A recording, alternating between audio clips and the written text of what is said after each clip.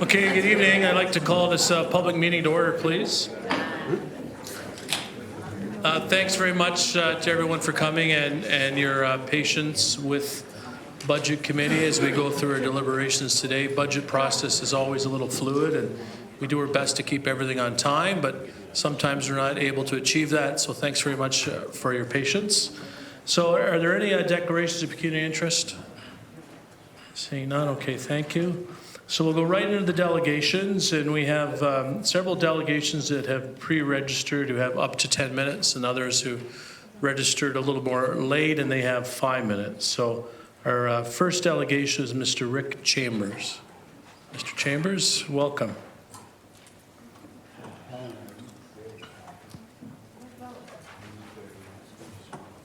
Thank you, Mr. Chair.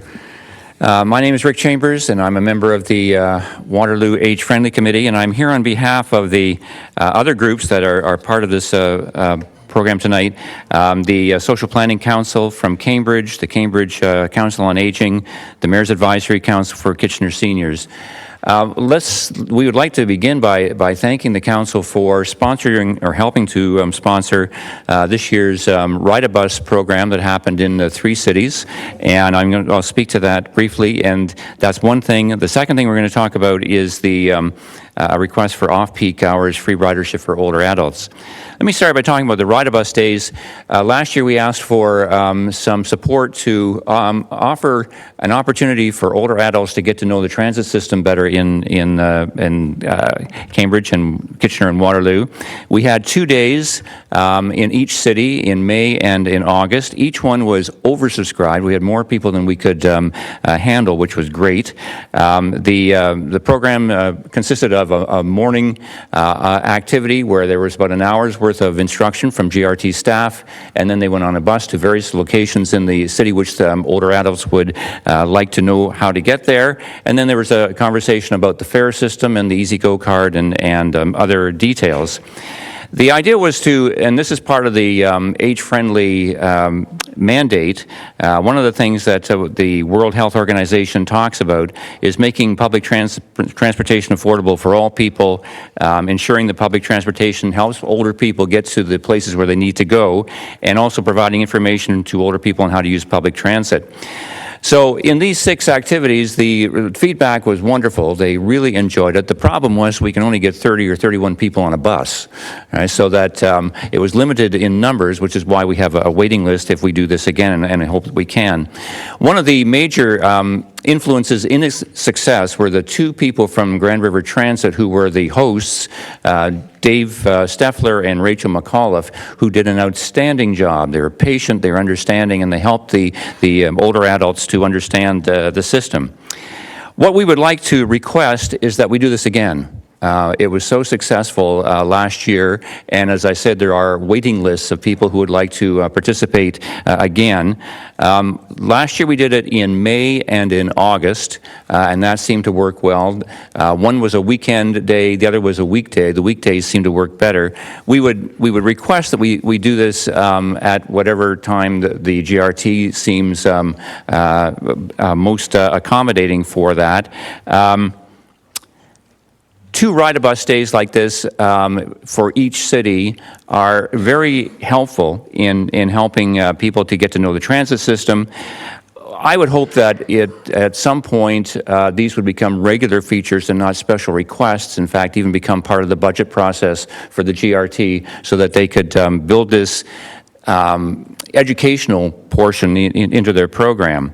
This provides outreach education, encouraging a sense of belonging, reducing social isolation, and promoting environmental friendliness. We want to get people out of their cars, and so helping older adults to do this is significant. So the first request is that we do this again this year with 2 Ride-a-Bus days in each city, and we would hope that the council would support that. The second item that we're addressing tonight is off-peak hours free ridership for older adults, people over 65. Beginning in April of 2020, the limited income transit fare will likely go into effect in the region, which is a great idea. But at the same time, the older adult monthly transit fare will be lost, and they will be paying the same as everyone else, $90. One of the things that because our focus has been on reducing social isolation, keeping people socially connected and active has become a #1 emerging issue across the country. Older Canadians are at increased risk for social isolation when living alone and lacking access to transit and getting out to engage with others. So we would like to ask that the GRT allow older adults to ride the system during off-peak hours at no cost. If there are empty seats on buses and on the ION during off-peak hours, we think that it would be a good idea to let older adults use them at that time. This is being done in other centres in Southern Ontario. Burlington has a plan where older adults ride between 9 a.m. and 2:30, 5 days a week at no cost. As you know, Ottawa has a free day for seniors on Wednesdays. Hamilton allows people over 80 to ride the transit system for free.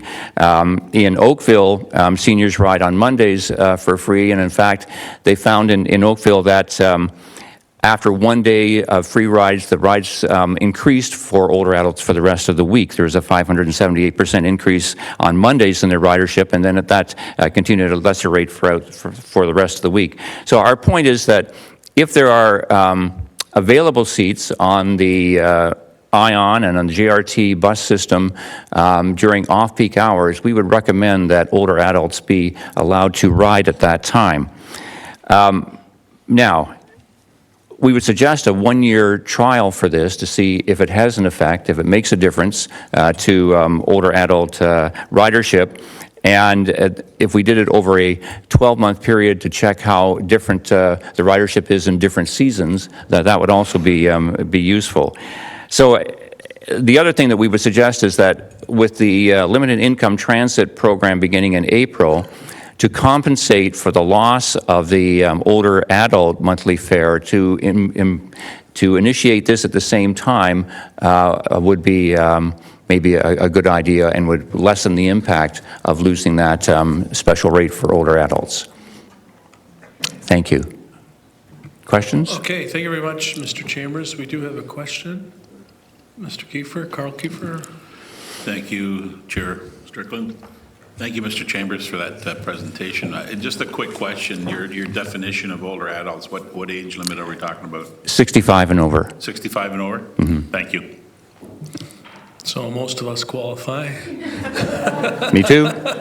So thank you very much, Mr. Chambers. There's no further speakers. So what we do, and for your benefit and the benefit of the other members of the public in the audience, there's no decisions being made tonight. So we'll take reference of your request, and then staff will come back with a report with respect to the requests that were made this evening, and then council will deal with them on budget day in January.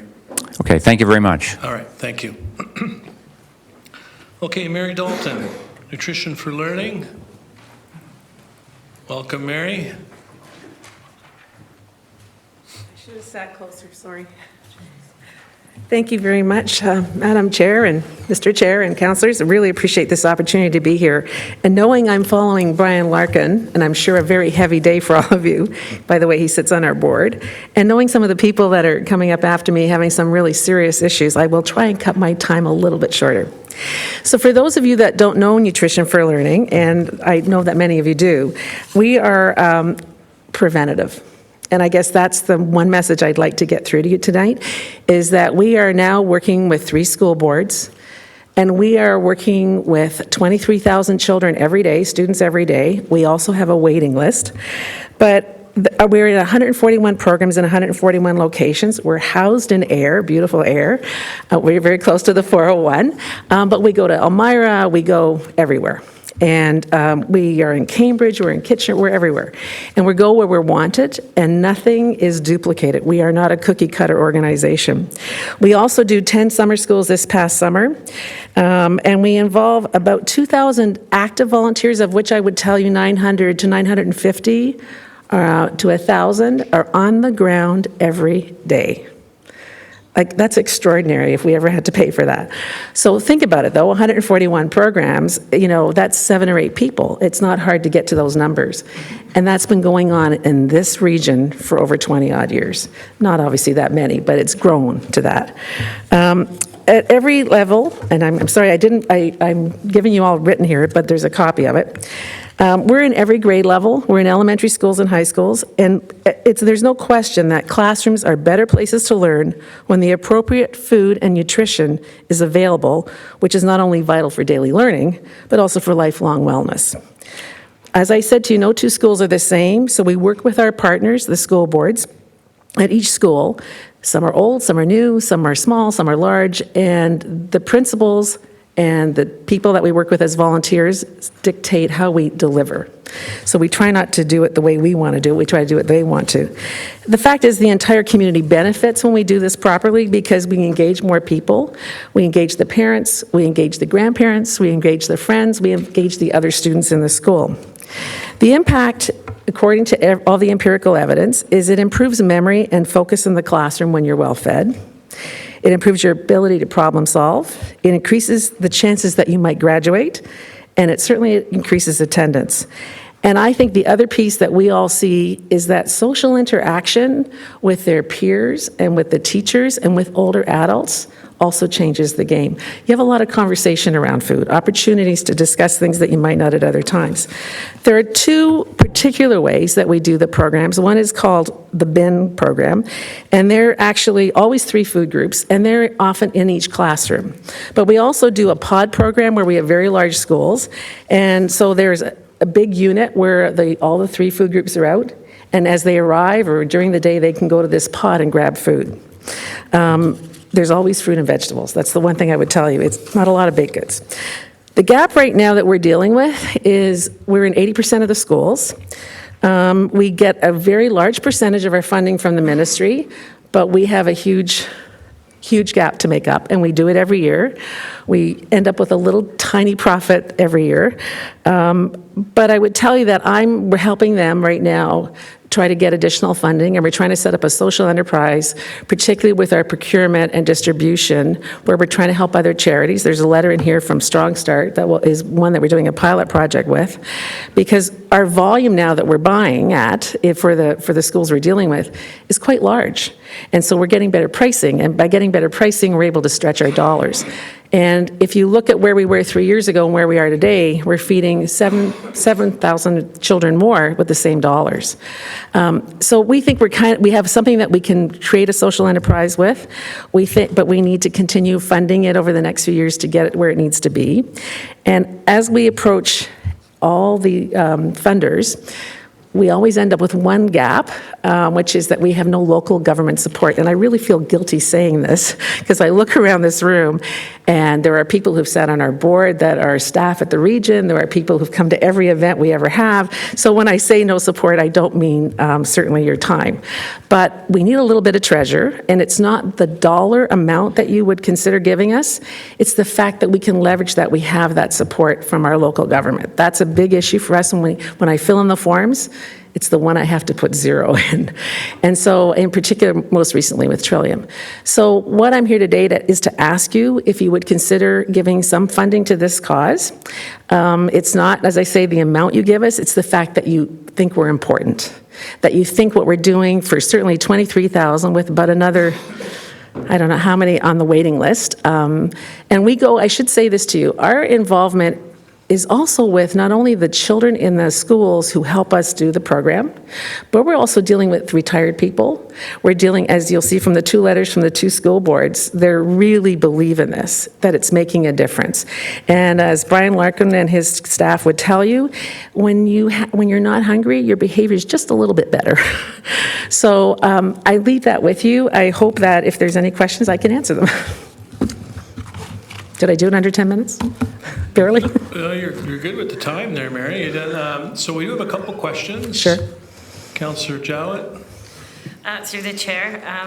Thanks, Mary, for coming in. It's nice to see you. I haven't seen you in ages. And my daughter did her master's thesis and worked at Nutrition for Learning. So I heard so many great things about the organization and how food insecurity is becoming such a significant issue in our community. We're all very well aware of that around this council table for sure. So how are you seeing an impact of, like, we're hearing $500 per person per year within the next year is the increase expected for food. How are you seeing sort of those kinds of challenges hitting your organization? Well, I mean, the thing that we've done is we've changed the game ourselves internally, because you can't just keep going asking for money and think it's going to be an endless pot. It isn't that way. So we knew at some point we had to change the game, and that's why we've gone with, okay, we know there's a greater need, there's no question, but can we do this for less, and can we do this differently? And that's what I think Nutrition for Learning has been doing in the classroom. I mean, there's no doubt, I will tell you right now, it happened last week, we have alternative schools where are often quite the last chance for a lot of kids, and if there's leftover things, I don't care where they go on Friday afternoon, and neither does our board. We are very supportive of whatever we can do to help, but right now, I would tell you there is a greater demand, but I think how we handle that, very much like everyone that's going to come and talk to you, is we have to do things differently, and we are trying to do that. I appreciate that. Thanks. Okay, thank you. Chair Redmond? Hi, Mary. Hi. I love your request, but do you have a quantum in mind? Well, I put in a very low number in my request. Ideally, I'd love $1 for every child we currently feed. But I know the strain that we're under as a community and financially with all the needs. So it's really more for us to get some number that we can leverage when I'm dealing with larger foundations. I say that tongue-in-cheek, but with larger foundations and with much broader groups that we're dealing with. There are certain private funders who feel so strongly that if we can keep kids in school and if we can help with the behaviors and create the social interaction, that we'll have better outcomes. And so they're prepared to help us, but we need to be able to leverage it and say, we've got parents involved, we've got the schools involved, we've got the kids. We need to show the whole spectrum. So it's our little gap right now. You skipped over Rotary to Rotary. Yes, Rotary. Oh, wait, listen, there are two companies in this town in particular who their staff associations are huge funders for us. Never mind Tim Hortons, who we love on Smile Cookie Day, along with Kids Ability. But in Cambridge, they give us, it's amazing. The corporate support's great. And I don't mean in any way not to say we have great support from counselors, like I said too, but it's being able to put on the document, yes, local government believes in us and is prepared to invest some dollars. Are you making this ask at local councils? Yes, I am. Thanks. But I was hoping you'd take the lead here. Okay, thanks. We got Councillor Foxton. Thank you, Mary. Could I have your contact information, please? Absolutely. Thank you. Okay, no further speakers. Thanks very much for coming in, Mary. Have you applied, has Nutrition for Learning applied to any of our grant programs? Community grants? I can tell you that we have, I have to be honest, you'll see I don't look anything like Brian Banks. Brian Banks had a little medical thing being done today, and he normally does all the fundraising, but I would say to you, like we have the community foundations in North Dumfries and in here in Kitchener-Waterloo, and we had a refrigerated truck paid for this year by a couple of grants. Like, we've had extraordinary support. Okay. This is really around a gap. Okay, so I would suggest maybe reach out to our Commissioner of Community Services, Douglas Bartholomew Saunders. Okay, I will. You know Douglas? No, I don't, Douglas, but I do now. Mary, meet Douglas. Hi, Douglas. Thank you. All right, so you folks should connect, and then Douglas will be able to provide you with some of the grant programs we have, and we'll consider your request. I appreciate it. With respect to those grant programs, and also at our budget day in January. I appreciate that very much. Thank you so much. Thanks so much for coming in. Okay, Taylor Brynes, Public Transit 2020 budget. Welcome. Thank you. Hello, Chair, Councillors. My name is Taylor Burns, and I'm here today to talk to you about why I think it's important that we fully fund the GRT business plan in the 2020 budget. I'm going to talk about why we are at what I think is a major turning point in Waterloo Region's relationship with transit, and about our future with climate change. 2019 was a huge year in Waterloo Region Transit. ION opened and began carrying passengers for the first time, and I really think the significance of this accomplishment is not to be understated, and I do want to thank everyone here for your continued support and investment in that. It was a huge step for Waterloo Region. We said we are a community that values moving towards a more equitable, more sustainable, and more urban future. But as significant as the step is, it's just the beginning. It's not our end objective. The launch of ION is a part of the transition of GRT from mostly a social service for those without cars to being more of a service that attracts choice riders. It has caused a fundamental shift in how people of this region view transit. All one has to do is visit local social media, Twitter, Reddit, Facebook, whatever, and see the difference. Many people are now taking another look at transit, and they're asking if it could be a good fit for their commute. The conversation is no longer, I don't want to take transit, it's transit doesn't work for me. And why doesn't it work?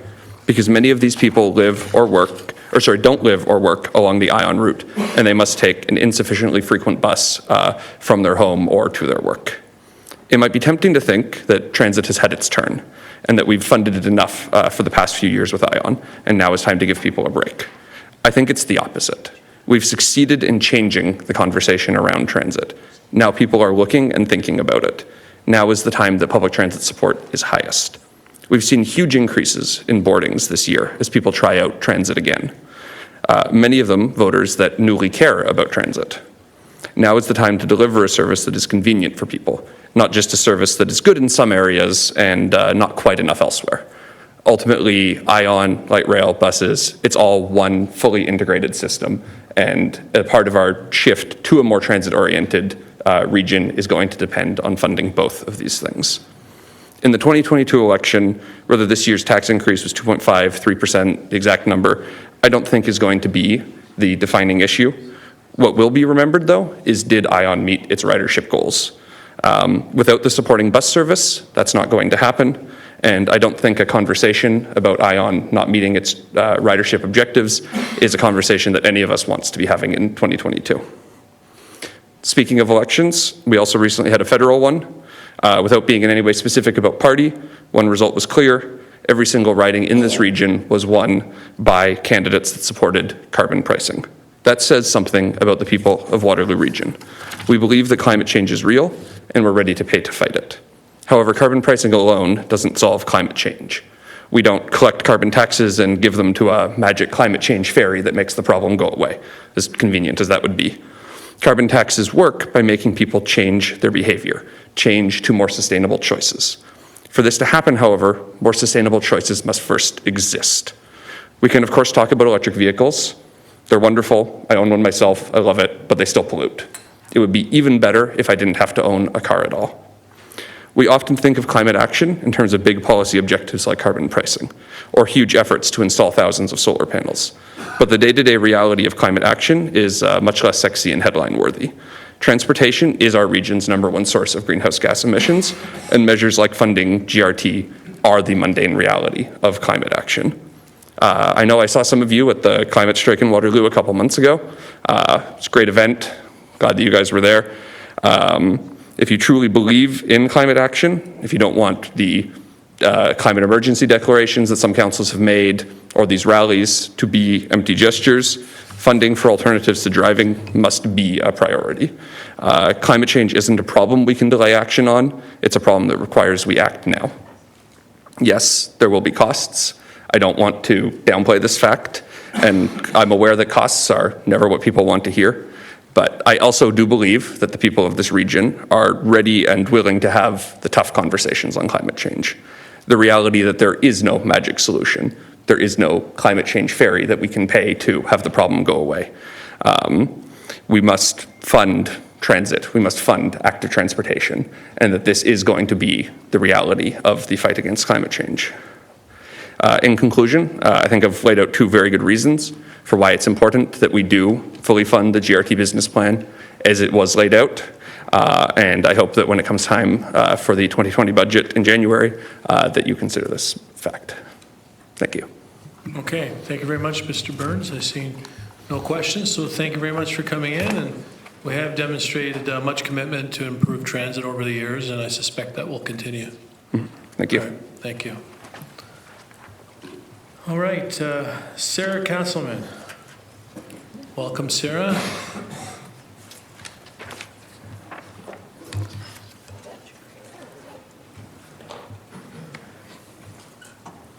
All right. Okay. Good evening, members of council. My name is Sara Casselman. I'm the Executive Director of the Sexual Assault Support Center of Waterloo Region. I'm here with a number of members of our team, staff, board members, and volunteers. For 30 years, we've supported survivors of sexual violence in Waterloo Region. We listen, we facilitate healing, and we celebrate the incredible resiliency of the folks that use our services. We also work to prevent all forms of gendered violence in our community, so sexual assault, sex trafficking, and domestic violence. The region provides us with $50,000 in annualized funding to both ensure that supports are there for local survivors when they reach out and to support our prevention efforts. When we first made an appeal to the region for annualized funding, council committed to support the critical work that we do in our community. At that time, council chose to flow our annual grant through public health, as our center was and still is very involved in public health sexual health use strategy. I'm here tonight because we know changes are coming to public health. We're concerned that this might result in a loss of funding for our center. We're asking for you to ensure that our funding remains a priority for the region, regardless of changes to public health. Before I speak to this more, I actually want to play a 3-minute video for you. We just recorded this last month. We had an opportunity to join Social Venture Partners for their Perfect Pitch program. They supported us in crafting a pitch that best communicates our need. We presented this on stage at CG just last month with 6 other charities.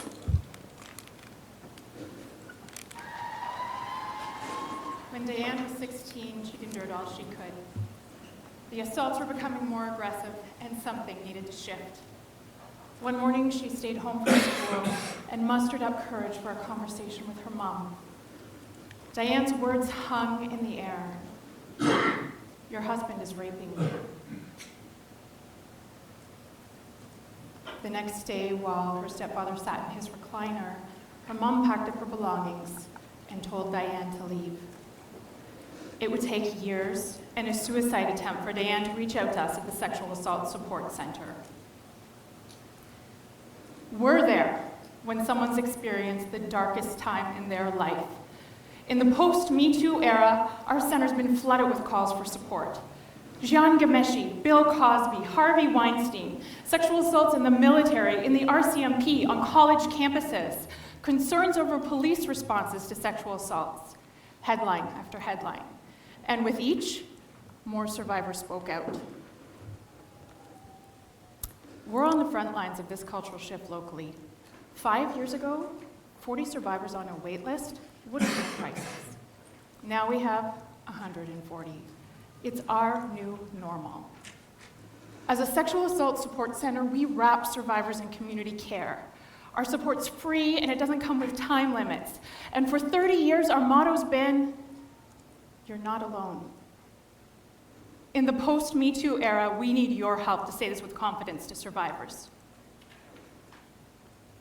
Diane reached out at a time without wait lists. She called her 24-hour support line. She got counseling. She attended groups. Our volunteers went to the police station with her to report, and when the time came, a member of our staff team was by her side in court. The seeds our center planted took root. Diane went back to school, graduating in 2017. She's now a social service worker, a mother, a partner, and a volunteer in our public education program. So my ask to you, first, do you know a survivor who's struggling? Please put them in touch with us. We exist to help. Second, take your ballot and mark a checkbox beside the Sexual Assault Support Center. Your vote tonight and a monthly gift of $100 will ensure support is there for one survivor when they reach out. We asked Diane what it would have been like to be added to a year-long wait list. She said it would have confirmed that she wasn't important, that yet again she wasn't believed, that she wasn't worth it. Diane, will you stand?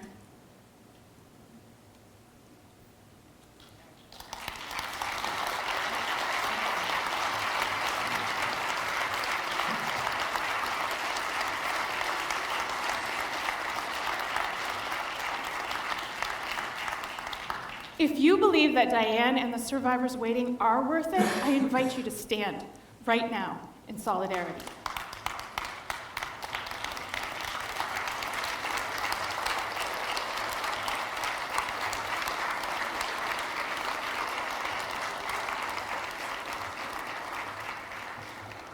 Thank you. Our center one perfect pitch.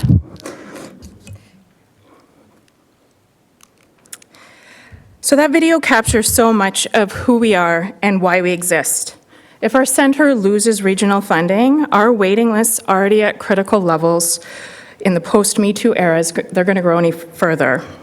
So that video focused on our direct work with survivors, but we're also committed to prevention and social change. We believe that a better future is possible. Sexual violence isn't inevitable, it's created by social conditions that can change. Our public education program works to address the upstream issues that cause sexual violence and all forms of gendered violence in our community.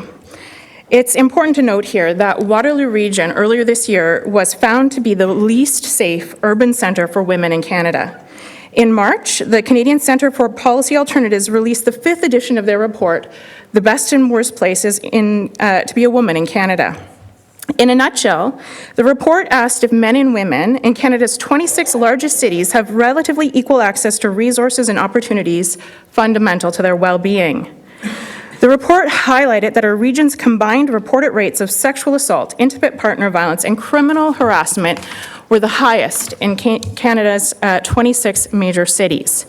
Based on that report and the flood of survivors reaching out to us, I'd suggest if there ever was a time to invest in our work, it's now. I want to share the kind of prevention work we're doing in our community.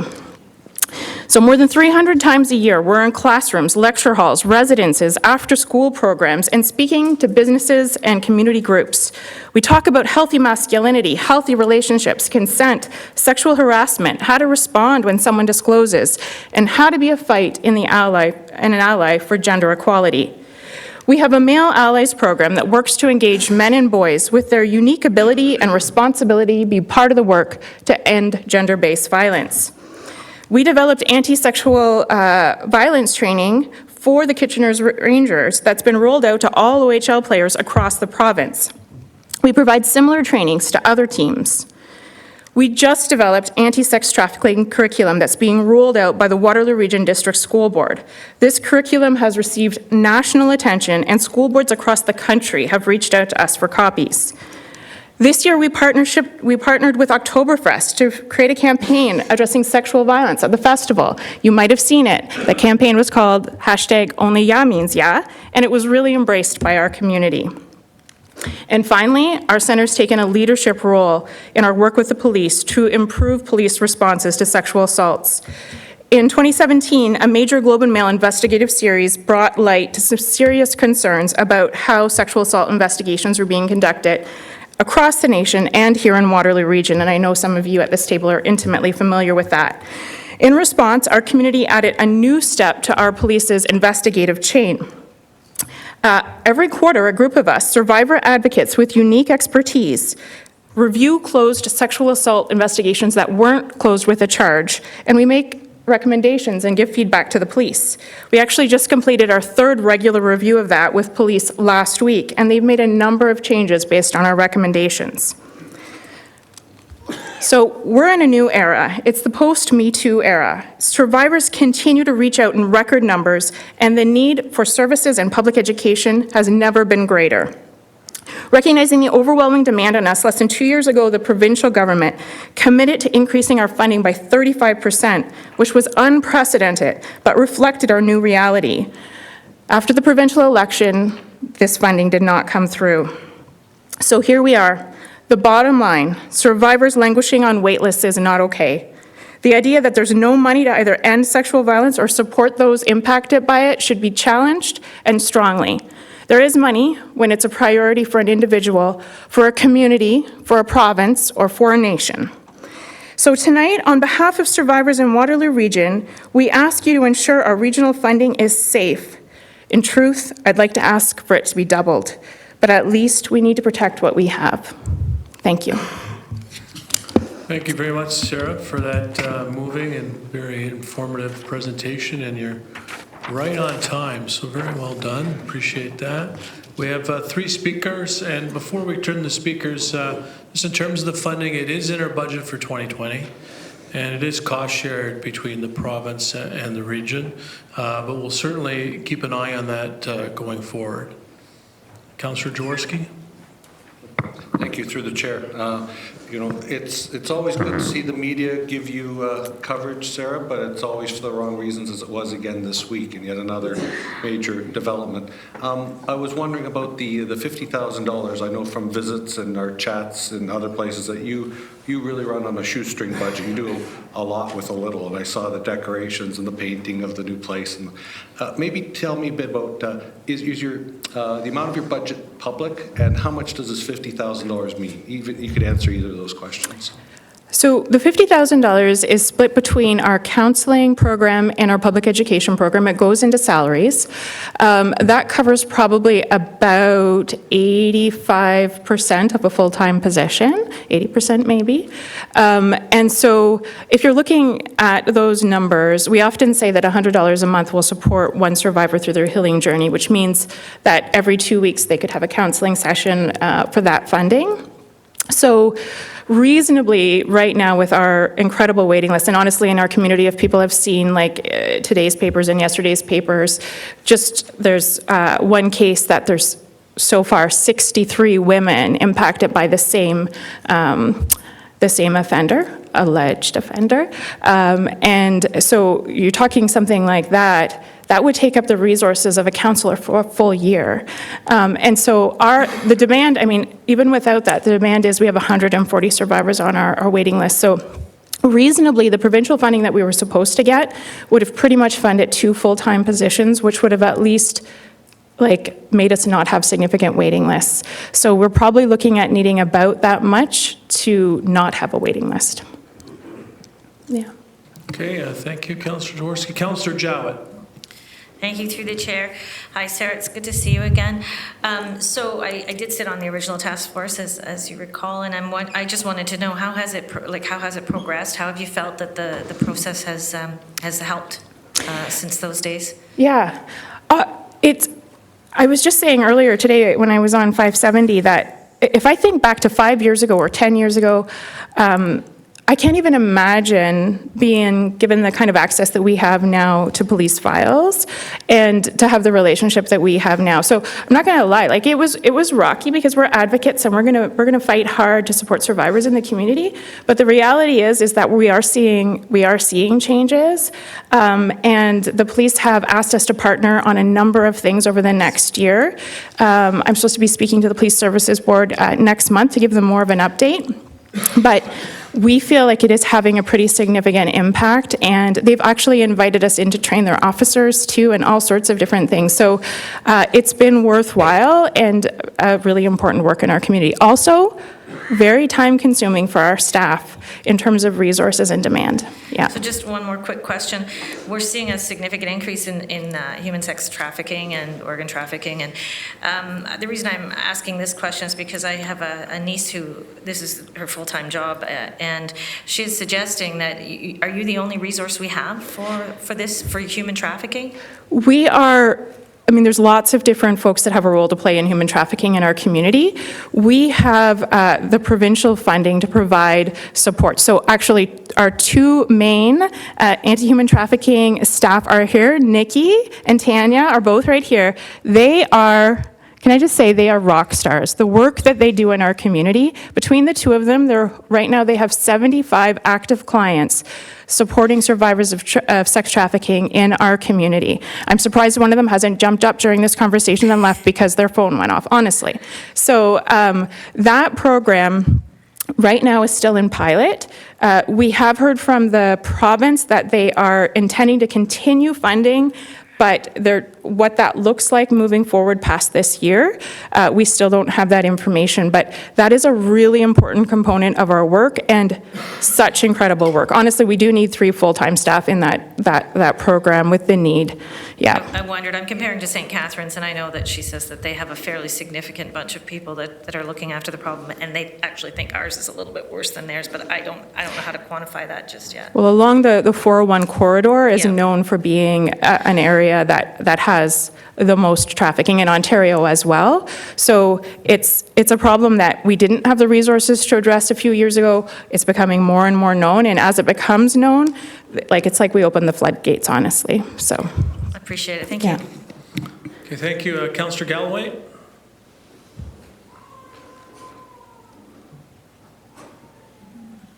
Is a baby crying when I called your name, Tom? Was Oh, sorry. There we go. There you Thanks, go. Chair.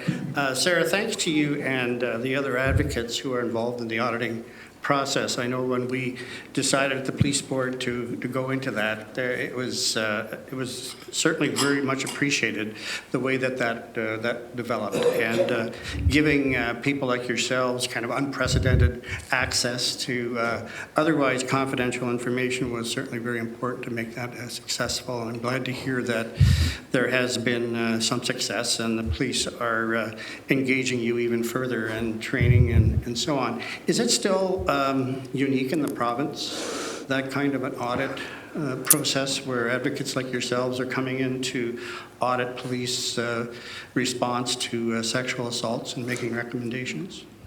So it's not unique to us.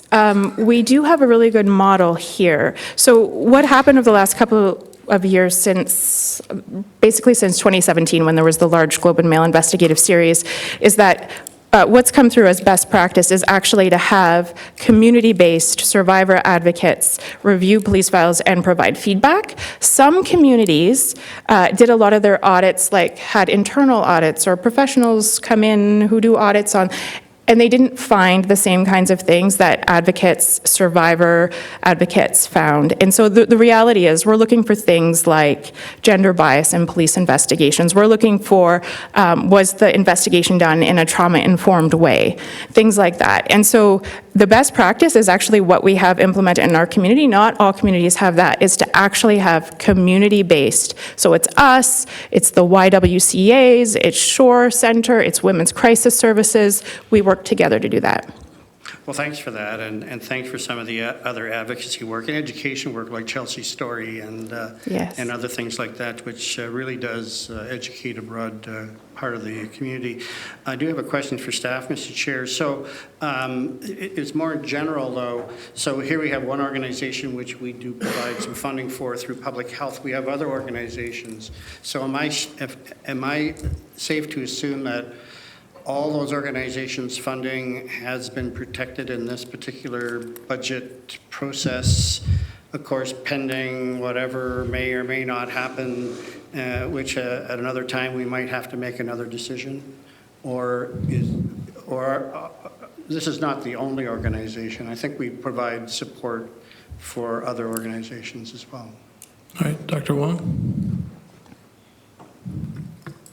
Yes, there's been no change to the funding for all the organizations that we fund in the 2020 proposed budget.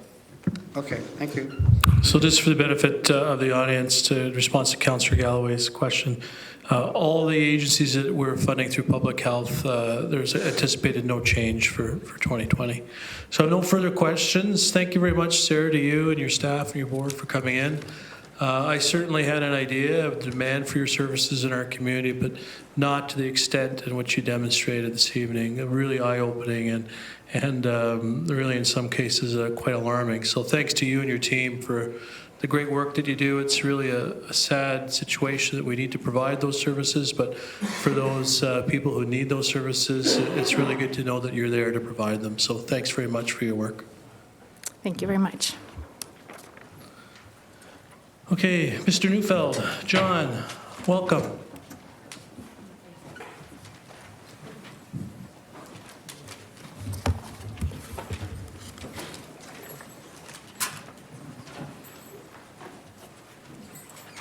Sara, thank you for your runoff, and to your team.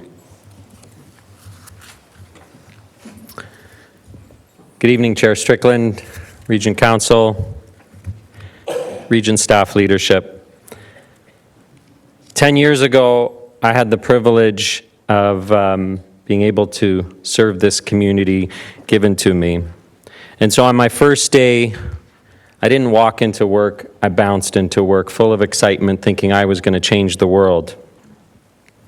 Before I could even make it into the office, that day and meet my new colleagues, there was a gentleman sitting on the front steps of our office, eating out of a can of ravioli. I, with full enthusiasm, greeted him and I said, "Good morning, what's your name?" He looked at me with great skepticism. He wasn't at all impressed what he was seeing in front of him. And he says, "My name can be whatever you want it to be." Realizing that I might have met my match, I said a few things and then wished him a great day, to which he said, "Give me $20 and I'll definitely have a great day." Little did I know that on the first day of serving this great community, I had met the famous Wally, or Pool Cue Wally as he was known in the community, who graced our downtown streets with his incredible accordion or piano that he played for us in the shelters or at the Out of the Cold program. Wally passed away almost 2 weeks ago, and there was a funeral and a reception after with his family. And while I was at those events, I started thinking about and reflecting on the past 10 years from the day I first met Wally to sitting at his funeral 10 years later. What's all changed? Tonight, I'm speaking on behalf of the broader shelter system in Waterloo Region.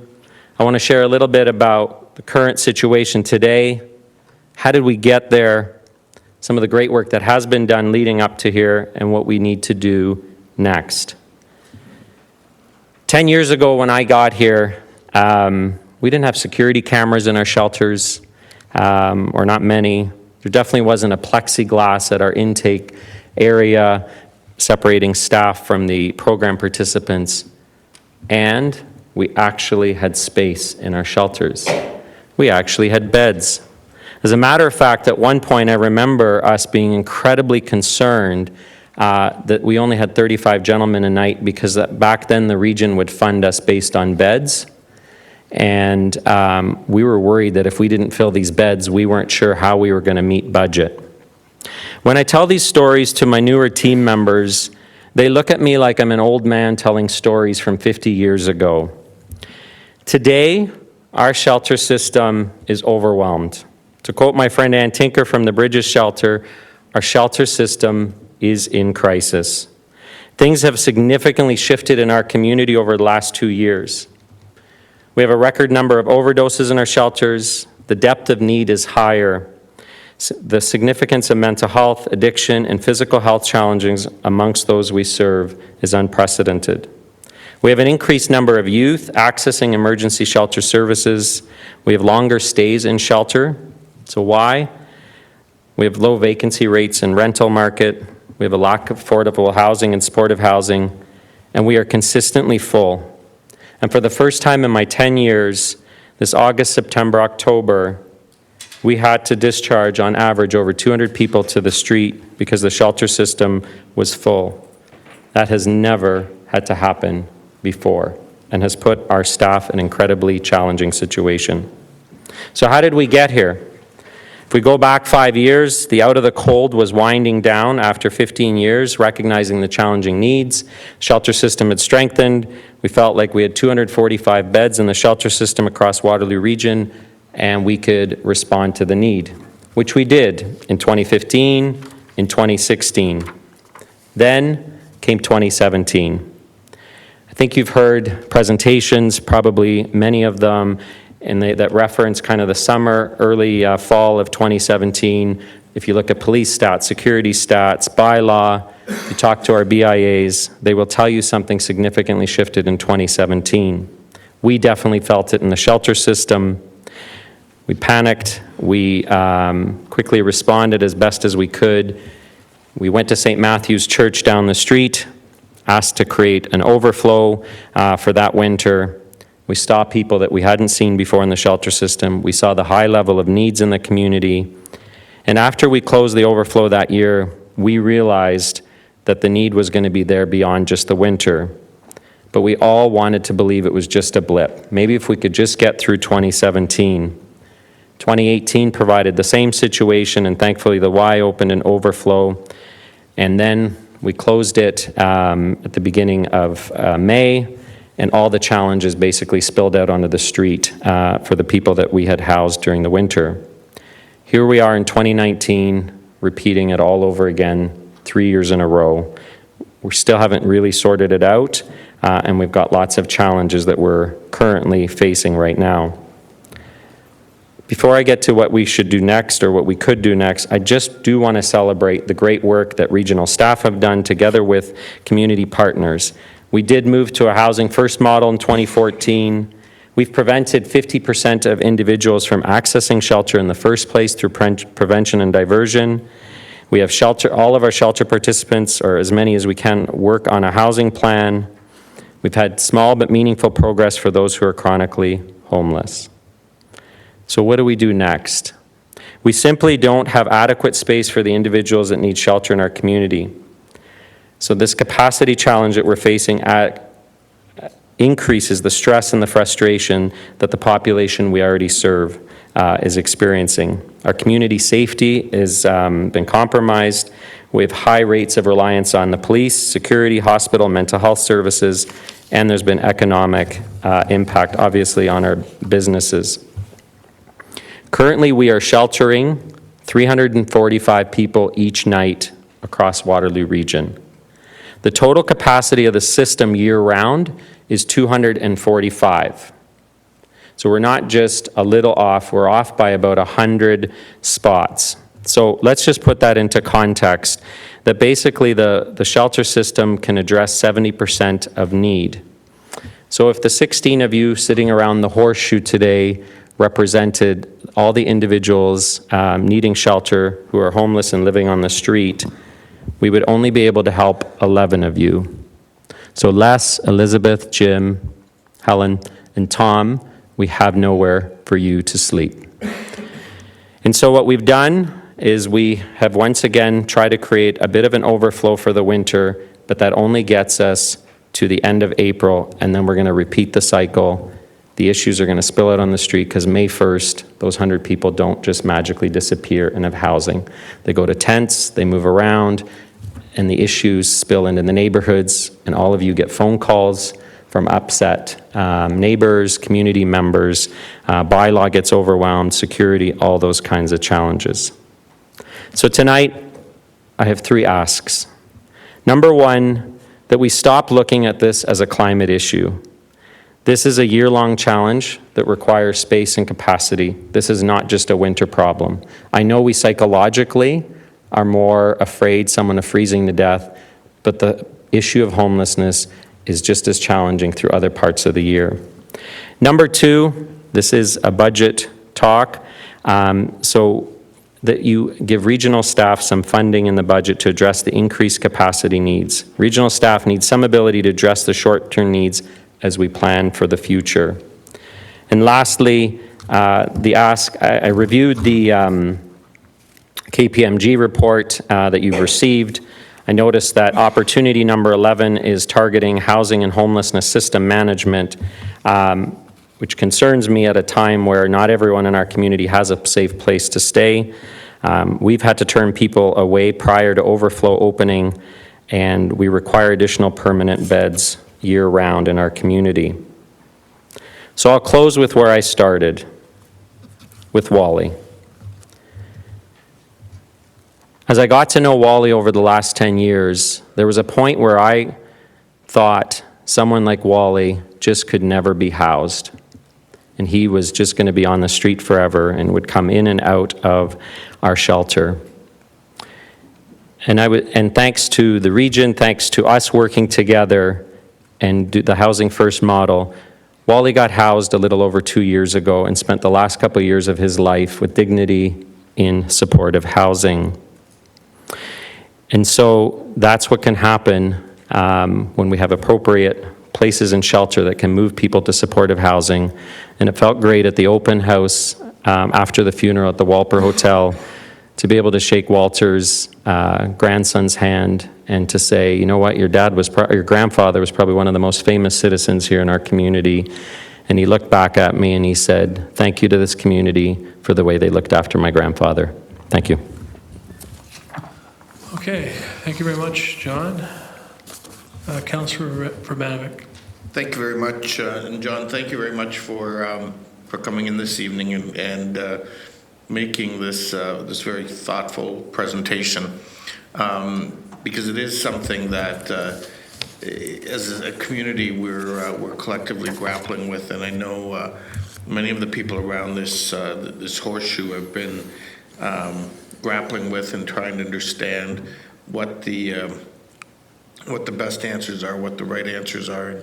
And I think you've touched on a number of things. You know, the fact that this is a year-long issue, that it's a budget issue, and that, quite frankly, we don't need less resources, we need more resources in terms of tackling it. You primarily focused on the overnight needs and providing shelter, and that obviously is key. But through your work and experience, I mean, have you also sensed that, because certainly from a City of Kitchener point of view, we have that there's also a daytime need. I know I know part of the whole idea of Housing First is, during the day we've got folks out there looking for housing and so on, but that requires being at a certain stage where you're ready to go and do that, and I think there are folks that aren't there yet, and so I'm wondering if you can touch a little bit about that part of it, because it's something that I know we've started dialogue on and will no doubt continue in the coming weeks, but it's important for all of Regional Council to hear.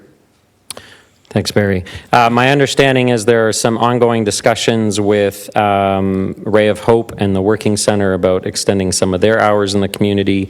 Really excited that in Cambridge, the Cambridge Neighborhood Table is getting some momentum for individuals to have places where they could be fed, where they can build neighborhood connections. So absolutely, I think yes, we do have to provide places of belonging for our most vulnerable citizens in this community. The other piece that maybe I'll ask you about for your thoughts, because it's become apparent, at least to me, that sort of a one-size-fits-all approach doesn't necessarily work. I know from a public policy point of view, that might be the easiest way to do it, but the reality is everybody's at a different stage, at a different degree of complexity, different degree of readiness, and sometimes mixing folks that are in those different set of circumstances actually ends up having the reverse effect. And so I'm wondering if you can just talk a little bit about that, and in terms of as we consider sort of next steps, what that could or what kinds of things we should be looking at. Yeah, I mean, ideally we would have the ability to serve people in different situations, because there's a very big difference between someone who just lost a job and just doesn't have any supports and just needs emergency care for a little bit till they get their apartment next month or something, to someone who got injured on the job site, has an opioid addiction for years and years, and is struggling with that, and then someone who is struggling with profound psychosis and mental health, all in the same space. They do require services. So we do have a long-term vision for that, Barry, as you know, and we're talking about that as a shelter system. I think, to be blunt and honest, right now, we just want a place for people to lie their head down at night. That's the state we're at. So it's not that we're not thinking about future and vision and working towards that, but right now, right before us, we haven't even been able to provide somewhere for people to be safe at night.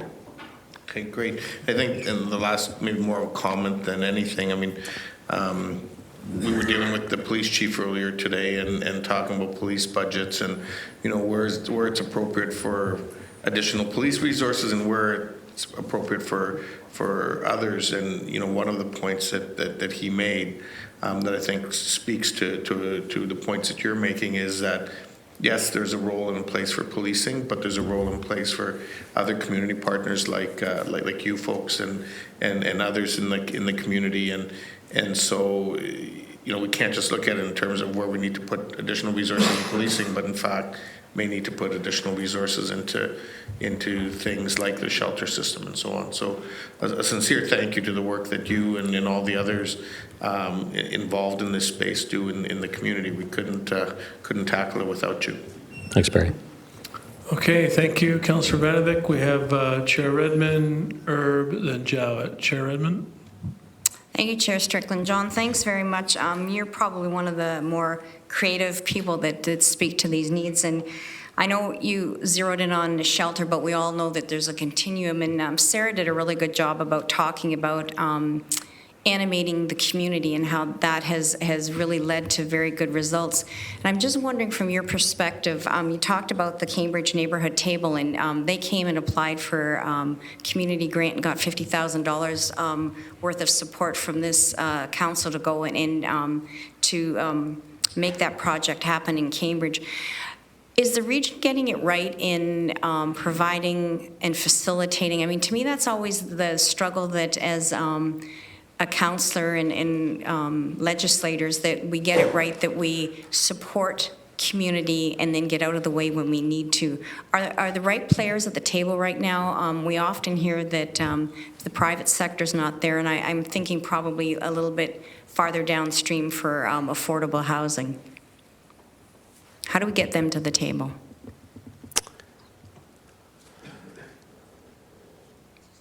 Do we get them to the table? Yeah, I think they're. If we're moving away from a shelter conversation, we're talking about supportive housing. I think they are there. I think they're very interested.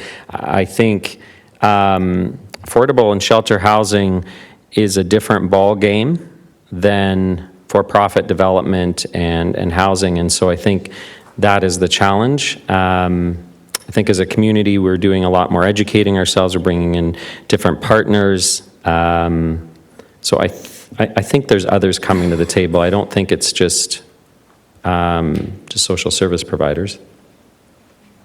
Okay, thanks. Councillor Herb. Thank you, John, for the presentation and for the work that you and your partners and with our staff have been doing. I know for many it's felt a little overwhelming with the need, and so thank you for responding to that. My sense is that we're living with a new reality, and the last 2 or 3 years have thrust that upon us. The information that we've been getting on a regular basis since the shelters has opened is this high number in young adults and youth and not being able to fit into the system or fit into specific shelter spaces, which is quite alarming. And 3 or 4 years ago, I volunteered overnight for a couple of years in the Out of the Cold program, and then visiting the shelters this winter, I just cannot believe the difference in the high acuity needs of the people that you're now serving and the challenges that presents as itself. And so part of my question is the youth, where has the opioid crisis somehow created more youth that we're serving? Where did that new reality come from, or has it been there all along and we're just not aware of it? So I would need my friends and partners who are more well-versed in that to speak to that. In my conversations with them and others saying this has been a reality that has been bubbling up in the past year, but it's definitely one that surprised me when I've walked into the overflow spaces this winter. It's obviously upsetting to see children that young. I think we know what happens, or research shows, when kids enter homelessness at that age, the long-term prognosis is not good. So I know that regional staff is having conversations with our youth shelter providers to see what they can do to expand capacity to address kind of the current need in front of us. Thank you. Okay, thank you, Councillor Erb. Councillor Jowett. Thank you, Chair Strickland. So I don't think I'll ever forget the half day I spent with you and the unbelievable amount of learning that occurred. And I thank you for that. I think you do an amazing job. You have so much humility about how you do your work. There's a missing link that just kind of seems to bubble sometimes when it comes to some of the homeless problem, and we talk about being banned and maybe some inconsistency between some of the facilities and what constitutes being banned and for how long, and and so I'm going to drill down here, and I don't expect you to have all the answers, but I just wish we could get a better handle on this high acuity psychosis and the quite specifically this crystal meth that seems to be happening in the community, and it seems to come in ebbs and flows, and we'll get a really big time fluctuation of crystal meth being the drug of choice and just wreaks havoc everywhere, and it creates all the fear. And of course, then they become banned, and then of course, when they're banned, they're unfortunately not in the best circumstances for support, and of course, the community becomes concerned. What do you think we can do better? 100 people who are, mostly high acuity, being in a small space, it worries me if we don't have enough support. So if you could pick a magical solution, and I don't know that there really is one, like what would you do better or different if you could? Sheltercare.ca would be the vision that we've pitched for how we change shelter care long term. We have to integrate healthcare and shelter care together. We've been doing it siloed. We've been sort of providing beds. And the reality is, and any shelters, any regional staff will tell you that the province gives funding to the region for just the shelter part. So we put someone in a bed, and that's great. We've got a roof over their head, but they've got psychosis, mental health, addiction, all these other challenges. Well, that funding isn't for any of that. And so until we start integrating those and bringing those two worlds together, which we are in small pockets, I think of the Bridges shelter. We have Dr. Albrecht coming there, right, to several days a week. Here in town, we've got staff from Kitchener Downtown Community Health Center, from the Working Center coming into our shelters. So there's pockets of it, Helen, but there needs to be more. So that's kind of where I would say we would go in the long term. Right now, we're just in crisis mode, and we just got to get people in a safe place. So there is that vision, but what I'm speaking about tonight is like immediate. To your point about restrictions, I spoke to all my fellow colleagues. I think they're getting minimal, and if they are, we might ask someone to leave for the day or just go outside for a bit. And I asked Anne this morning, I said, how's it been going there at Bridges with the overflow there? And she says it's obviously challenging and there's lots of things, but I think they might, in this whole time, maybe one or two individuals that they've really had to maybe ask to leave for a little bit. So that's the days of banning people for a long, long time. I think those are dramatically changing. Thank you. Yep. Okay, no further speakers. Thank you very much for coming in, John. Always appreciate your insight and your comments and the work that you do. And we made note of your 3 action items that you suggested for sure, so thank you. Okay, the next speaker is Kay Reimer-Watts.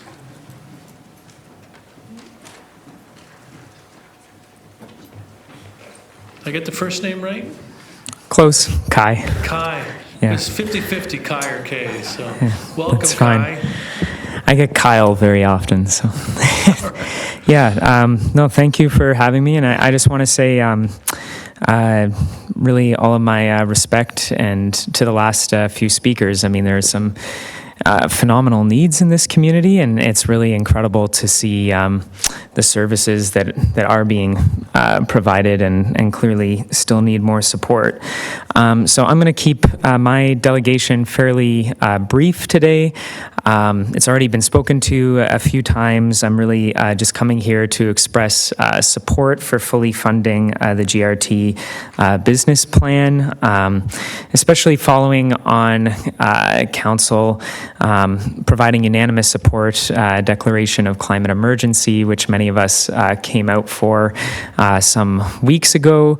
This is really a logical extension of that. I guess came aware of this issue through the CBC coverage saying that the GRT expansion might be scaled back as a way to trim costs. And I can appreciate, as we've kind of heard tonight, that there are a lot of pressing needs in the community. But just want to second what a previous speaker has said, that we're at a critical time where we really do need to be expanding the opportunity for ridership. And I think there were a few good quotes in this article, not from me. I don't know if he's in the audience, but Mike Booz with the Tri-Cities Transportation Action Group made the observation that, right now people are discovering transit for the first time.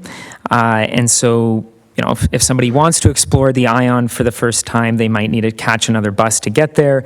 And if that's not as reliable as they're expecting, then, it might just be a bad experience and they won't really commit and go back to it. So I think speaking to that full integration is really key. And I just wanted to give a personal perspective from this. I grew up in Breslau, and I remember as a teenager that I felt like I was on an island because I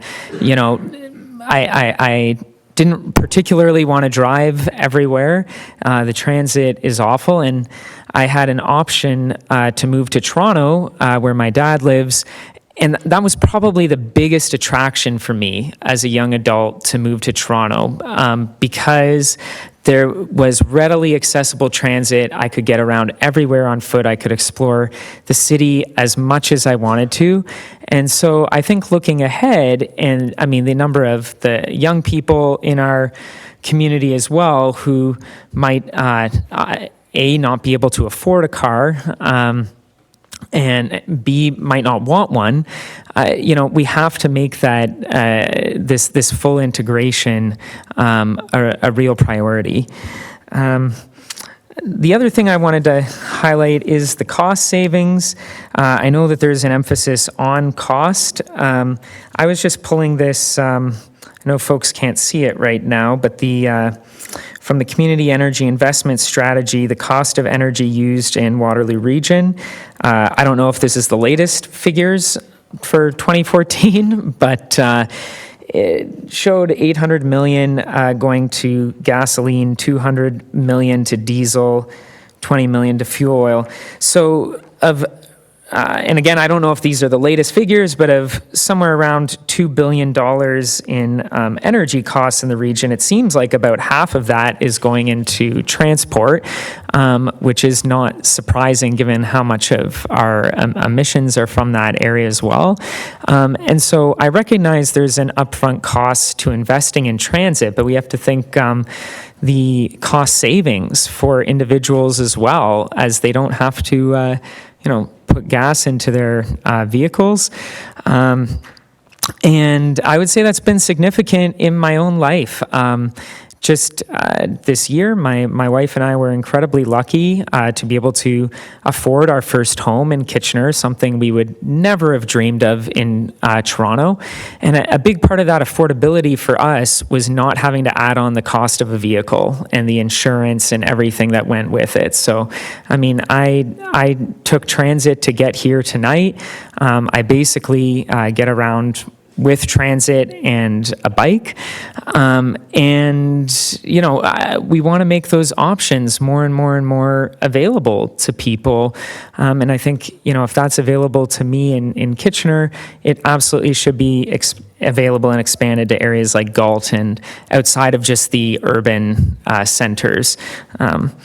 So, yeah, I think the last thing I would like to emphasize, and again, I don't know where this is at. Maybe somebody can answer this for me, but earlier in the night, it was mentioned free ridership for seniors, which during off-peak hours, which I think is a great idea.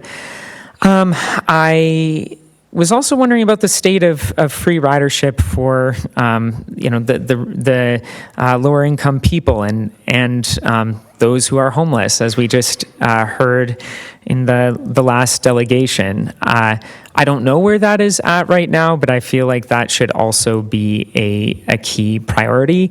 I always feel badly when, I'm a student, I'm lucky, I pay my tuition and as a result have a free bus pass. I pay for it in a different way. But, I feel badly when somebody who is,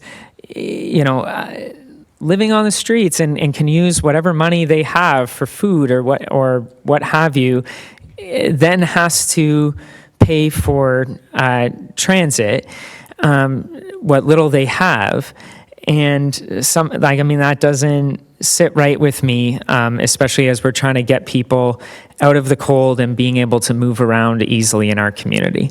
So I guess that's it from me. And I think we need to fully fund this and look ahead and become a pro-transit community, and that will attract people to use those services more and more and more.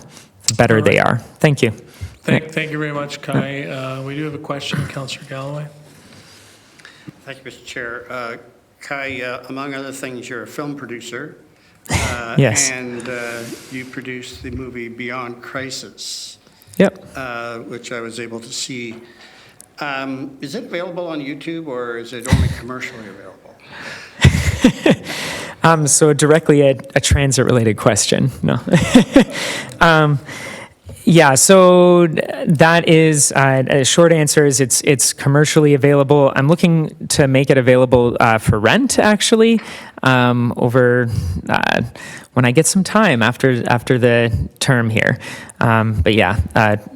Certainly with all the production that went into it, it's also how I earn a bit of my living. Yeah. And I respect that. I just, I'm not sure, but it's certainly worthwhile for everybody on council to understand why we've declared a climate emergency. In fact, we're beyond crisis, as the title suggests. Thank you. Yeah, and just quickly to that, it's kind of serendipitous, but I think Kate Daly has actually reached out to me for that conversation about possibly hosting a screening with council in the new year. Yeah. Okay, thank you very much for coming in, and thanks for those thoughtful comments. Certainly do appreciate it. Thank you. Thank you. Melissa Bowman.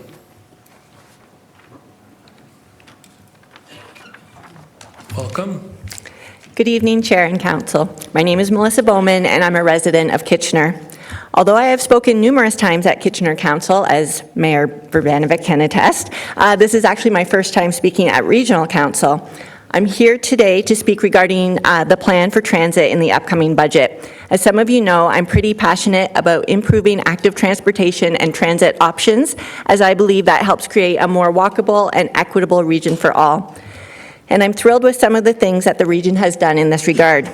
You have demonstrated with the implementation of light rail in our region that you are willing to make tough decisions and commit to big things, even when there's opposition from some.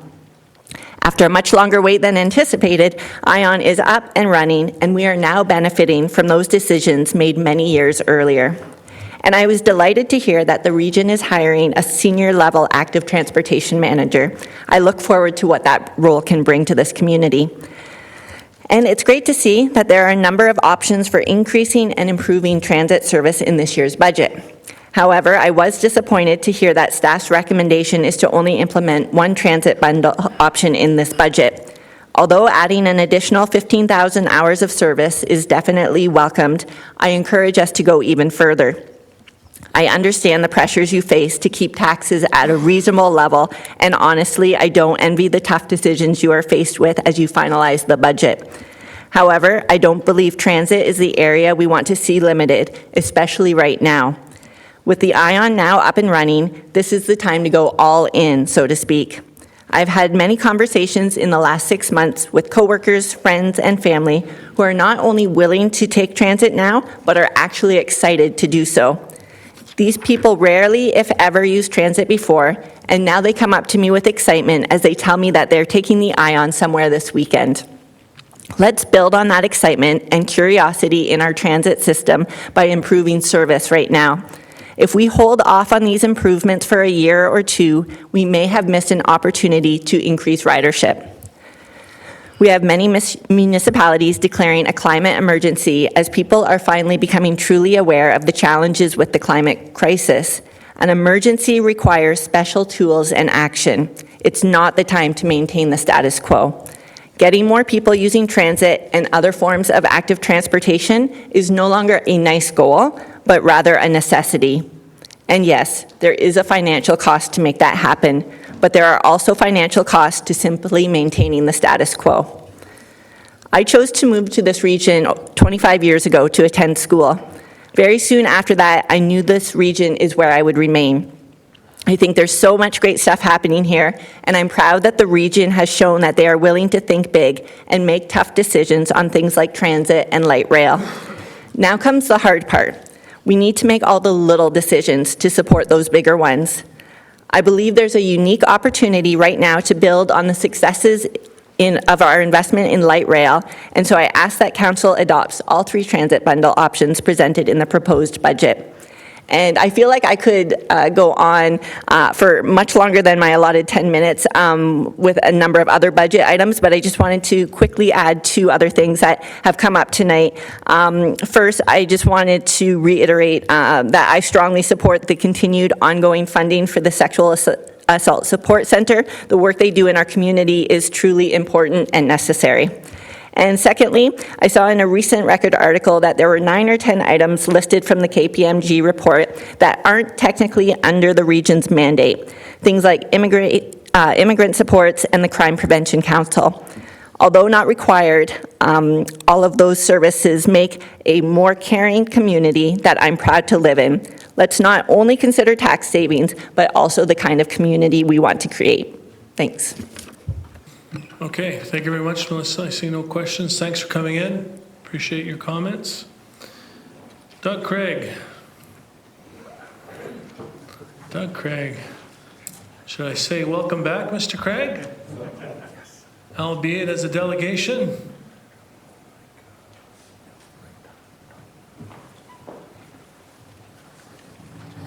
Welcome, Doug. Well, thank you very much, Mr. Chair, members of council, and just, Mr. Chair, you know, I started 40 years ago on municipal politics, and I started at a podium like this, so I've come full circle.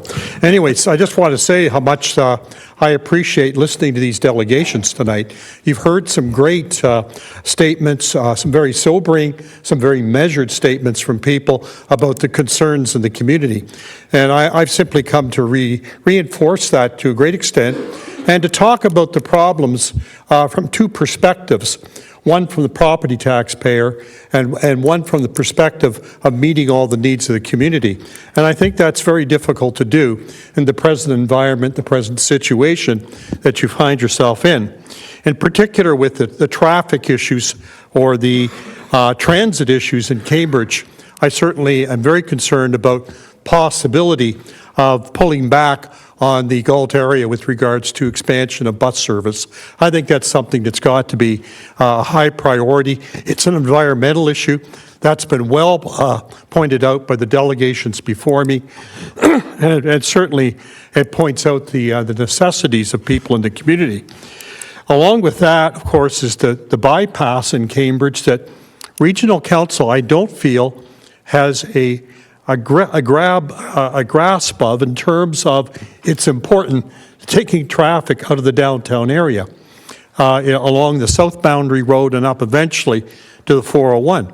There needs to be an update that we understand as Cambridge members in terms of the progress of this and in terms of what is unfolding. I understand that when there is a connection to the south boundary road to Franklin Boulevard, then in fact we then have the legitimacy to ban truck traffic in the downtowns of Cambridge, that they'll have to be forced over. And the business community would like to know that. I think that's very important in terms of what's happening. Other things in the community are the obvious ones, and they're relevant through all of the communities, I think, in the region, which is the speeding aspect of cars in neighborhoods, the policing aspects of visibility, those sorts of things. Now, these are all the good things. You know, I understand there's a report by KPMG. The last report I remember that they ever put out with any significance was their calculations on the savings of amalgamation in Toronto at $385 million a year. So I have a little bit of concern about anything they're recommending. I think if you got a report from the social planning councils and the neighborhood associations, you get a completely different view on what you ought to be doing. And I think you got to keep that balance all the time. But I haven't come here, I guess I'm going to flip this around to bury Caesar, but to praise Caesar, from the point of view that I think this council is doing a very remarkable job, as are local municipal councils. You're in an environment in which you have to deal with a budget, and that budget is everyday items that are being discussed here. And outside of that, to some extent, are the opiate crisis, the environmental challenge, the affordable housing issue, and of course the infrastructure deficit that was downloaded on you from the federal and provincial governments, which is significant that the taxpayers are paying for. And you have to do all of this within the consumer price index of 1.8 to 2%, right? That's what you have to do. And that's what's expected in the community. That's impossible. And I think there has to be a new way of looking at all of this. We can do all of these things if we look, in fact, at terms of the division of revenue within Canada, which, as we know, as politicians, as you are, what that division is. I mean, you get 9 cents on the dollar. Federal and provincial governments get 91 cents. They've downloaded all the infrastructure deficits to the city. That's why people are paying higher taxes in the long term. So we're now, I think, up to 68% of the assets in Canada are owned by the government that has the least ability to deal with it. And if I come back here next year, and you don't want me back here next year, you'll be talking about the opiate crisis. You'll be talking about affordability for housing. You'll be talking about the environmental challenge. You'll be talking about the infrastructure deficit, because you don't have the revenue coming in to significantly deal with them. And that's the issue that is overriding in all of that that's going on. We can talk about all the internal stuff that you can deal with, but you need to have a new deal. That's the issue, in my opinion. And unless you get that new deal, things aren't going to change. I mean, 60 to 70% of your budget comes from property taxpayers. In the United States, it's 25%. In Europe, it's 5%. That's the difference, because they get a greater share of revenue to deal with their issues. If you want to become a world-class region or a world-class city, and I'm not going to debate that, but if you do want to do that, you have to have world-class revenue, and we don't have that. And so there has to be a greater challenge to the upper levels of government about the fact that they are not doing their job, quite frankly. And the fact that this council, along with all municipal councils in Ontario, have a tradition and a culture of, in fact, bringing in, quote, balanced budgets every year. And the public doesn't really understand that. And it's something you should be proud of. I mean, I often thought, in a very lazy moment of my life, what it would be like to be an MP or an MPP. And I worry about the budget. Well, we'll bring it down to 1% next year, and we'll balance it in 5 years. Isn't that the latest story we've heard? The provincial budget will be balanced in 5 years. Do you really believe that? I mean, these are the kinds of things we have to start challenging. What I'm saying to you tonight really is, I want this region to be successful. I want you to be successful. But I want the area MPPs and MPs to take more responsibility for the issues that are facing the grassroots of this community. And the grassroots of this community deserve better. There is an anxiety of affordability that is rampant in the community. And it exists in the organizations that serve us, and it exists with homeowners. And when you raise property tax, which is in fact an unfair tax as we know, which is a tax that we know doesn't expand or is not elastic like consumption taxes, what you end up with is less revenue than what the province and the feds are getting, and you have homeowners that are having a more and more difficult time of paying for things. That we have to be less polite with our other partners, is what I'm suggesting to. You have to be much more assertive. I'm not suggesting good things haven't been done and trying to resolve this. I am suggesting we got to turn the heat up, put their feet to the fire. That's what I am suggesting. And that's how we're going to deal with these issues. I thought John's presentation, it was really sobering in terms of what's going on. And as a resident in the Galt area of Cambridge, I see it every day. I see it on the trail system. I see it on our roads. I see it everywhere. And it really is a crisis. And a number of these things are a crisis. And we can't just ignore them. So ladies and gentlemen, again, I come back to where I started. You're doing a great job. You really are. You're transparent. You balance budgets. You listen to the public. And you're here to serve the community the best way you can. And I believe that each and every one here is actually doing that. But you're doing it within a very limited context of what you should be doing, what you should be able to do, because you don't have the revenue sources to do it. So ladies and gentlemen, thank you very much. Well, thank you very much, Doug. I even like you too, Mr. Chair, just so you know, okay? We have no speakers, but thanks very much for that pep talk. Okay. And it's very, very nice to see you in fine form. So No, thanks I'm for in coming fine form, thank you. Yeah. If you do say so yourself.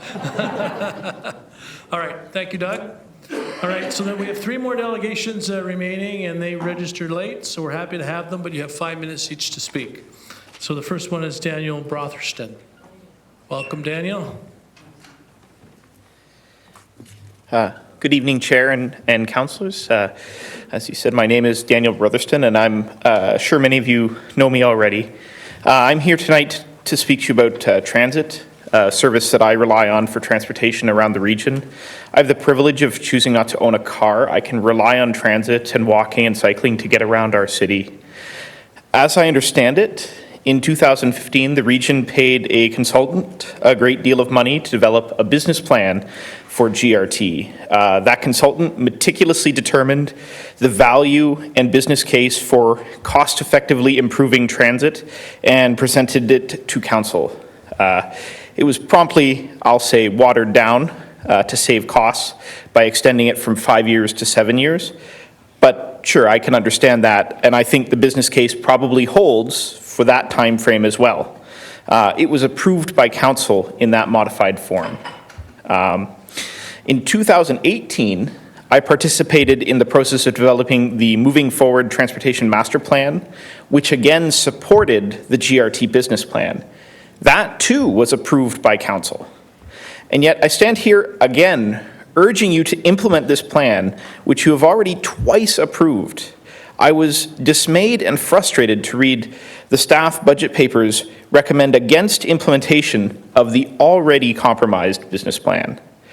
If this budget paper is not included in the budget, the staff themselves lay out the costs, risk of negatively impacting the momentum and growth we have in the transit ridership, and the risk of not hitting the TMP targets. This has broad implications like perhaps failing to meet our LRT targets and compromise that massive investment we've made in the community. We'll have a more polluted and less sustainable city. We'll have more congestion from the additional single occupant vehicles that take up the traffic that could have been people riding transit. And ultimately, we will end up spending even more money on roads. Now, I'm sure staff will point out they aren't suggesting no transit expansion, but they are only proposing around 40% of the proposed 35,000-hour expansion, which is already a compromised from the originally proposed business plan. So we've gone from 50,000 hours to 35,000 hours, and now 15,000 hours. To me, that entirely invalidates the business case or the business plan. We no longer know what we are going to get for our investment. It's so much of a change from what was proposed and what was estimated that we don't know the value that we will get for that. After spending so much time and effort putting together a business plan and then a transit plan around that business plan, to simply throw it away, why do we do master plans? I spent my time to be involved in that. Staff, council, the region in general, talk a good talk. We talk about climate mitigation, about transportation options and alternatives, but the priorities are found in the budget. It's time to walk the walk as well. It's time to stand behind the plans that we make. If there are budgetary constraints that require compromise, we should also look at the road budget, which contains hundreds of millions of dollars of road expansions in the next 5 years. Those expansions are future unsustainable developments. They make it more difficult to implement transit, and they invest in more maintenance work in the future. And that budget, I don't see any budget papers for that. And we never question cost recovery for roads either. So I ask that the transit plan be fully funded as the 7-year plan compromise presented. Thank you.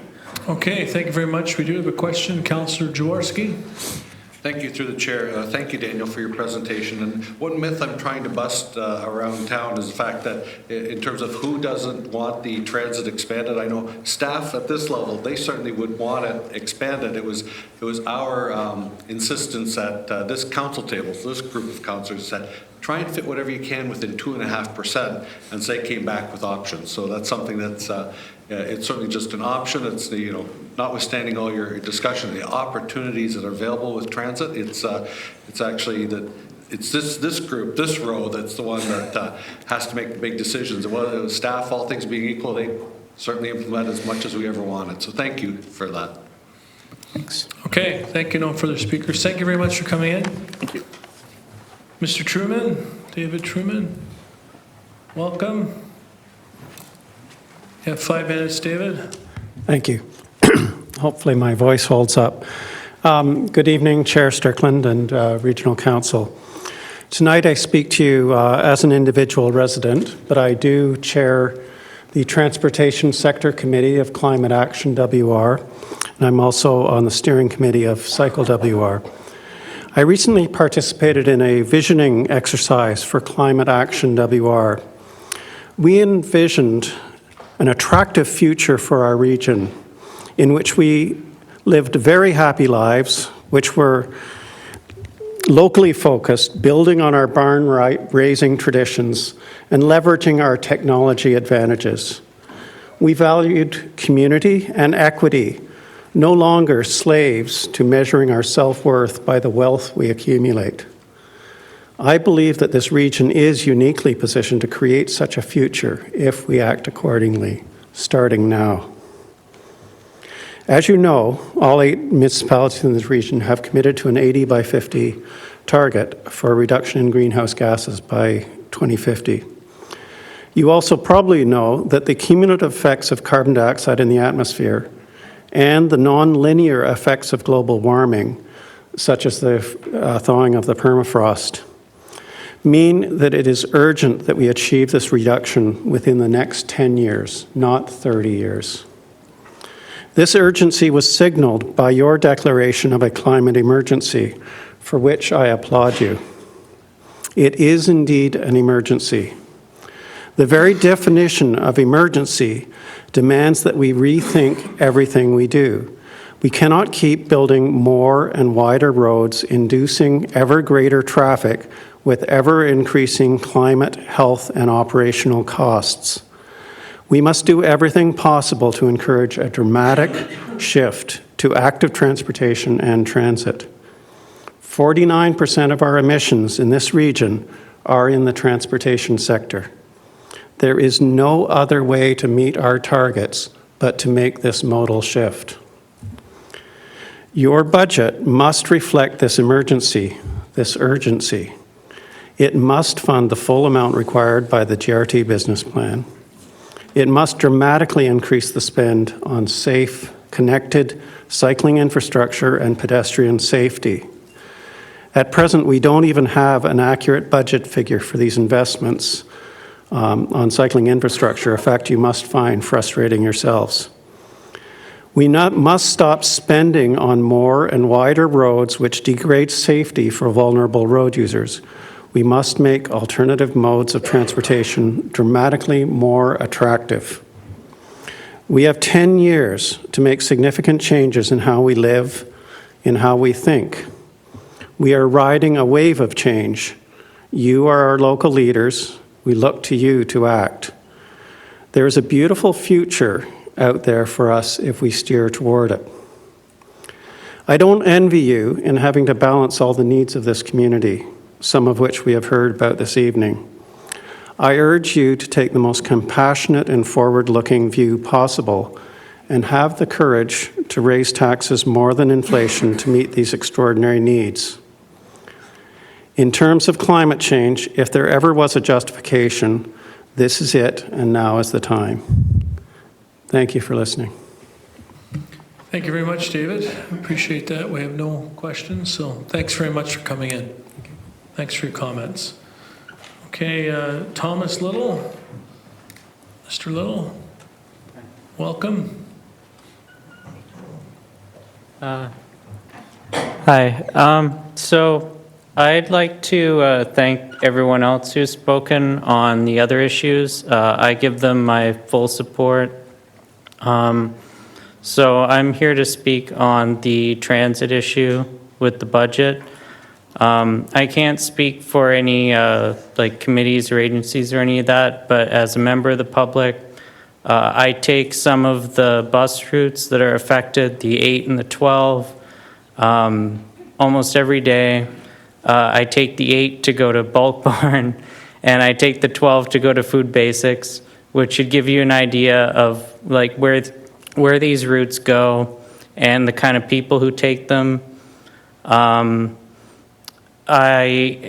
just like council to think about the lives of the people who take these bus routes and what it would do for them to improve the frequency on them now rather than deferring it to a few years from now, sort of off in the future. I live in the south end of Kitchener. I used to live in downtown, but I've moved to the south end for affordability reasons. I'm low income. I've been low income my entire life. I don't own a car. I've ridden transit my entire life. I just like council to think about the people who take these buses and what it would do for their lives to improve the frequency now and to find the funds for that. Thank you. Okay, thank you very much, Mr. Little. There's no questions. Thanks for coming in, Thomas. We really appreciate that. Okay, I have no further delegations, but it is a public meeting, so I have a duty to ask if there's anyone else in the audience who would like to address council. Sir, please come forward and state your name, and you have a maximum of 5 minutes. Thank you, Mr. Chair. My name is Mike Purvis. I'm 33, and I've been a resident of Waterloo Region since 2005 when I moved here to attend University of Waterloo. Growing up in Toronto, I lived a 10-minute walk from the Coxwell TTC station. From the age of 13, I used buses and subway to get to and from school, jobs, and for shopping and social trips. Coming of age in an environment of reliable transportation, I believe played a significant role for me in the development of my confidence and independence. And as a middle-class kid from a big family, attending a high school in a different, wealthier neighborhood, taking the bus with my colleagues to see a movie was a huge equalizer. Now, many years later, I live in downtown Kitchener with my partner and 3 young kids. I'm a 4-season bicycle commuter, and my family is low car, choosing walking, cycling, and GRT for our outings multiple times per week. As my own children grow up and across the region a new generation of kids are growing up, it's so important to me that they be in an environment where they feel the mobility and independence I enjoyed as a teenager in Toronto. That they see transit use and active transportation choices modeled and validated by more and more adults in their circles. 5 years ago, I became a homeowner and began directly paying property taxes. Over the years, as I've looked at the budget reports and surveys about my priorities, I am struck by a feeling that the taxes I pay, especially property taxes at the local level, deliver phenomenally good value. As a member of this community, I welcome whatever tax hikes are required to fully fund the GRT business plan, the shelter system, the Sexual Assault Support Center, and other important social priorities in our region. Thank you. Well, thank you very much, Mr. Purvis. I see no questions, so thanks very much for sticking around and speaking up. Thanks. Appreciate that.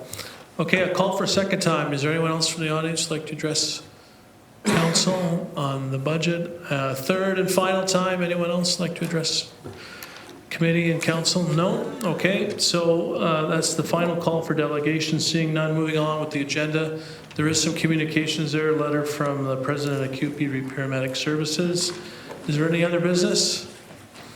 Okay, before we adjourn, I think what we'll do is we'll adjourn the public meeting and then we'll quickly switch over to the final report on the budget committee meeting, and then we'll move into council. So for those in the audience waiting for council, we're about 5 minutes away. All right, so motion to adjourn the public meeting. Councillor Foxton, Councillor Kiefer, all those in favor? That's carried. We're adjourned the public meeting. Now a motion to reconvene into the budget meeting for this afternoon. Councillor Jowett, Councillor Lorentz, all those in favor? That's carried. So now we're reconvening. Page 30, item 7, I believe, is the final report that we need to deal with from the budget committee with respect to recommendation on the service review. So what I'm suggesting we do with that recommendation is that the service review committee hasn't had a chance to look at this. This is something that staff brought forward. So I would suggest that we move it to the service review committee to review. We have a meeting next week. All right. So Councillor Lorentz is going to move it and Councillor Kiefer is going to second it. Okay, any speakers? Councillor Galloway? No, I was just going to move it. Okay. All right, any further discussion? All right, all those in favor? That's carried. Okay, thank you very much. There's a budget memo there, Police Services Act presentation. We had that already. Next meeting, January 22nd, budget day. Motion to adjourn? Councillor Harris, Councillor Armstrong, all those in favor? We're adjourned. Thank you very much, everybody. That was a very productive budget day today. Appreciate your support today. Thank you.